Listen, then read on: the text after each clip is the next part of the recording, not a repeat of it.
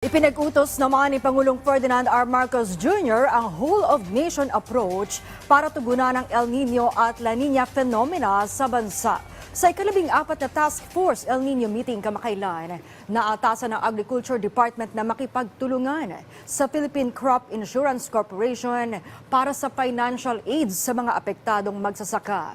Ang National Water Resources Board ay makikipagtulungan sa Office of the Civil Defense para mangalap ng datos kaugnay ng oversupply o undersupply ng tubig. Dagdag pa riyan ang pagbuo ng mga solusyon upang palakasin ang water conservation measures at itaas ang antas ng kamalayan ng publiko sa kahalagahan ng pagpapatayo ng karagdagang dam para bawasan ang mga hamong dulot ng El Nino.